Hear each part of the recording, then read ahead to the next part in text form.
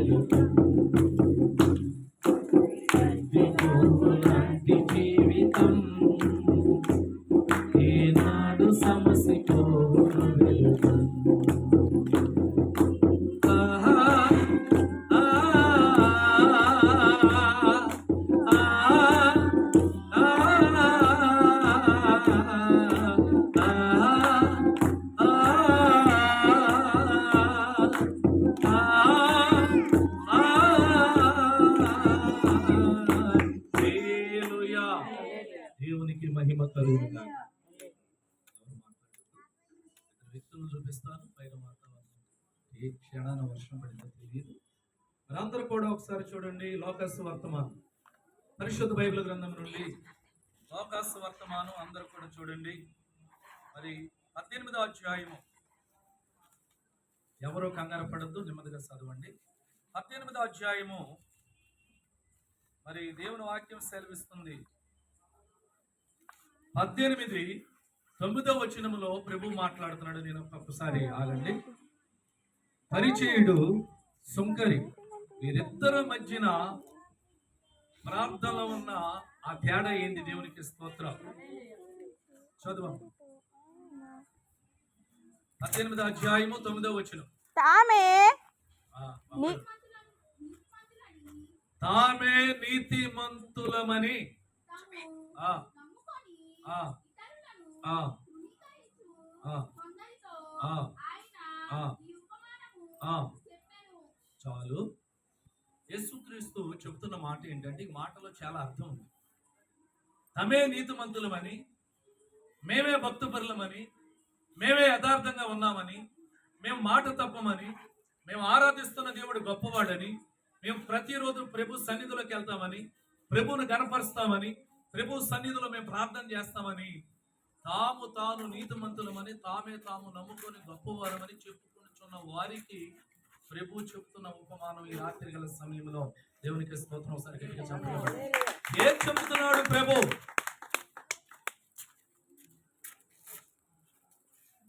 ప్రభు ఏం చెబుతున్నాడు? ఏం మాట్లాడుతున్నాడు? ఏ వర్తమానాన్ని మనకు తెలియజేస్తున్నాడు? ప్రభు మాట్లాడే ఆ భావం ఏంటి? ఆ ప్రభు మాటల్లో ఉన్న సారాంశం ఏమిటి? ఆ ప్రభు దేని గురించి చెప్తున్నాడు? నజరేయుడైన యేసుక్రీస్తు ఒక ఇద్దరు వ్యక్తుల గురించి చెప్తున్నాడు. చదవం.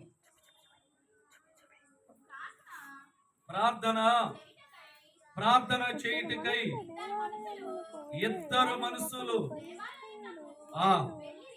ప్రార్థన చేస్తాకి ఇద్దరు వ్యక్తులు ఎక్కడికి వెళ్ళారంట? దేవుని దేవాలయంలోకి వెళ్ళారంట.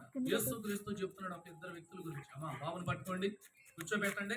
బాబును కూర్చోబెట్టండి. పిల్లలు ఎవరు తిరగొద్దు. ఇక్కడ ఇద్దరు వ్యక్తులు దేవుని మందిరంలోకి. మనం అందరం దేనికి వచ్చామండి? ఒకసారి చెప్పండి. దేవుని మందిరంలోకి మనం అందరం నాతో సహా దేనికి వచ్చామంటే, ప్రభువును ఆరాధించి, ప్రభువును గణపరిచి, ప్రభువును స్తుతించి, ప్రభువును అడిగి, ప్రభు దగ్గర నుంచి ఆశీర్వాదం పొందుకోవాలని. అంతే కదా? మన బలహీనతలు, మన ఇబ్బందులు, మన వేదనలు తొలగిపోవాలి అని అంటే మనుషుల వల్ల అవదు. దేవుడి సన్నిధులు మనం వచ్చి అడిగినప్పుడు దేవుడు మనకి ఏం కలగజేస్తాడంటే, అడిగితే ఇస్తాను, తడితే ఎదిగితే. అలాగా ఇద్దరు వ్యక్తులు వెళ్ళారంట దేవాలయంలో.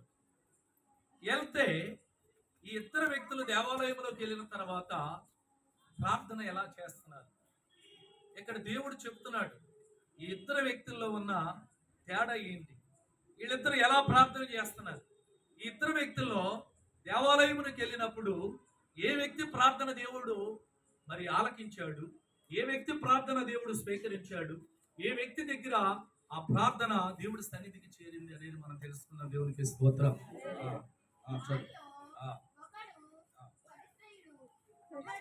చాలు. ఒక వ్యక్తి గురించి చెబుతున్నా. మొదటగా ఏమన్నాడు దేవుడు? ఒక వ్యక్తి ఎవరంట? పరిచయుడు. దేవునికి స్తోత్రం. ఈ పరిచయుడు ఎలా కలిగి ఉన్నాడు? ఇతను చేసే ప్రార్థన ఏంటి? అసలు ఇతను ఎలా చేస్తున్నాడు? ఏ రకంగా మొరపెడుతున్నాడు? ఇతను చేసే ప్రార్థన దేవుడి సన్నిధిలో ఎలా ఉంది? ఇతను చేసే ప్రార్థన దేవుడి దగ్గర ఎలా మొరపెడుతున్నాడు? దేవునికి స్తోత్రం. ఒకసారి చూద్దాం. ఎవరు మాట్లాడద్దు. ప్రార్థన చేయుటకు దేవాలయమునకు వెళ్ళాడు. వీళ్ళిద్దరు వెళ్ళినప్పుడు మొదట ఎవరు వెళ్ళారంట? ధనవంతుడు, హోదా కలిగిన వ్యక్తి, ధనధాన్యాలు కలిగిన వ్యక్తి, పేరు ఖ్యాతులు కలిగిన వ్యక్తి, రాజభోజనం భుజించే వ్యక్తి. ఆ వ్యక్తి పేరే పరిచయుడు. దేవునికి స్తోత్రం. ఇతను ప్రార్థన చేయుటకు మరి దేవాలయంలోకి వెళ్ళినప్పుడు అతడు గర్వముతో అతిశయించాడంట. దేవునికి స్తోత్రం. ఎలాగా చెప్పనండి? చదవమ్మా.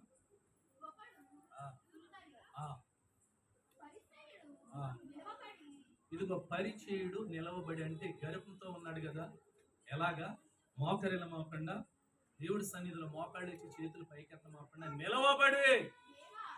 అతను ఏమి నడుస్తుంది? అతను ముందు గర్వం. ఆలోచించాలి. నీ ఇంటికాడ నీకు పేర్లేమన్నా, నీకు ధనధాన్యాలున్నా, గొప్ప ఖ్యాతి కలుగున్నా, దేవుడి సన్నిధిలోకి వచ్చినాక అందరూ సమానమే. గట్టిగా చెప్పలేదు. మత భేదాలు లేవు అయ్యా, లేవు కదా. ఈ వ్యక్తి నిలవబడి ప్రార్థన చేయుటకు గర్వం, అతిశయము. ఇదిగో నేను నీతిమంతుడునని ఇతరుల్ని తురుకరించేవాడిని నేను కానని. ఏమంటున్నాడు? నేను నీతిమంతుడిని. ప్రార్థన చేస్తున్నాడు. ఇదిగో ఏమన్నాడు తెలుసా? దేవా నేను నీతిమంతుడిని. ఇదిగో దేవా ఇతరులు నేను తృణీకరించను. ఇదిగో నిలవబడి ధైర్యముగా గొప్పలు చెప్పుకొనుచు ఇదో చదువు. ఇదిగో నేను చోరులైనను, అన్యాయస్తులైనను, వ్యభిచారులనైనను, ఇతర మనుషుల వలనైనను, ఈ సుంకరి వలనైనను ఉండనందుకు నీకు కృతజ్ఞతాస్తుతులు చెల్లించుచున్నాను. ఏం చేశాడు అక్కడ? అతను చేసిన ప్రార్థనలో ఉన్న అర్థం ఏంటి మీరు చెప్పండి? ఏం చేశాడు ప్రార్థన? నువ్వు ప్రార్థన చేసేటప్పుడు దేవుడి సన్నిధిలో మోకరిల్లి పశ్చాత్తాపం కలిగి కన్నీళ్లు విడిచి మారు మనసు కలిగి నలిగి విరిగిన హృదయంతో నువ్వు ప్రార్థన చేసి కన్నీళ్లు విడిస్తే దేవుడి దగ్గరికి జవాబు వచ్చింది. ఇతను ఏం చేశాడంటే గర్వించి ఆ యొక్క శంకరిని చూసి ఏమంటున్నాడు తెలుసా? అయ్యా, నేను నీతిమంతుణ్ణి, ఇతరులను తృణీకరించలేదు, మరి నేను ఎవరిని ఇబ్బంది పెట్టలేదు, నిలవబడి ధైర్యంగా గొప్పలు చెప్పుకొనొచ్చు. ఇదిగో నేను చోరులైనను కాదు, అన్యాయస్తులైనను కాదు, ఇదిగో వ్యభిచారులైనను కాదు, మరి ఈ యొక్క సుంకర వలె కాదు అని ఏం చేస్తున్నాడంట? అమ్మా చెప్పమ్మా, చెప్పు. ఏం చెప్పండి, చెప్పండి ఏమా, లేదా ఎవరికొన్నా వచ్చి కూర్చో. ఇక దేవుని వాక్యం ఏమని సెలవిస్తుందంటే ఇతను ప్రార్థన ఎలా చేస్తున్నాడంటే ఆ మనిషిని పోల్చుకొని, మీరందరూ ఆలోచించండి. మీరు కక్షలే ఉన్నా, కావేశాలే ఉన్నా, పగలే ఉన్నా, ప్రతీకారాలే ఉన్నా, ఒకరి మీద ద్వేషం కలిగి ఉన్నా, ఒకరి మీద గొప్ప అసూయ కలిగి ఉన్నా, ఆ మనిషి కొరకు నువ్వు ప్రార్థన చేయాలి. ఇతను ఏమని చేశాడంటే ఇతను ఏం చేశాడు? హెచ్చించుకున్నాడు. ఇతను ఏం చేశాడంట? హెచ్చించుకున్నాడు. తగ్గింపు జీవితం లేదు ఎవరిలో. ఎవరో చెప్పాలమ్మా, తెలీదా? నాలుగు తిరగట్లేదా? చెప్పండి ఎవరు? మీరు ఎవరు మాట్లాడరా రాత్రి? అసలు ఏ వ్యక్తి గర్వంగా ప్రార్థన చేస్తున్నాడు అనే విషయం తెలియాలిగా. అతను ఎవరంట? పరిచయుడు. దేవునికి స్తోత్రం. నిలవబడి అతను చూపిస్తూ దేవుడి సన్నిధిలో గర్వంగా తలపైకెత్తి, ఇది అతని వలే కాదు, అతని వలే నేను పాపిని కాదు, అతని వలే దొంగన కాదు, అతని వలే మరి వ్యభిచారిని కాదు, ద్రోహిని కాదు అని ప్రార్థన చేస్తూ దేవుడి మీద ఏం చేస్తున్నాడంటే దెబ్బలాడుతున్నాడంట. దేవునికి స్తోత్రం. ఎలాగా? ఏ రీతిగా అంటే తెలుసా? తనను తను హెచ్చించుకున్నాడు. అంటే నేను గొప్పవాడిని. దేవుడితో మాట్లాడుతున్నాడు. సన్నిధిలోకి రావట్లేదా? నీకు నేను మొరపెడతలేదా? నీ కానుకలు సమర్పించట్లేదా? వారానికి ఎన్ని మార్లు అంటున్నా ఉపవాసం? ఎన్ని మార్లు? 2 మార్లు. ఒకసారి గట్టిగా చప్పట్లు కొడదాం.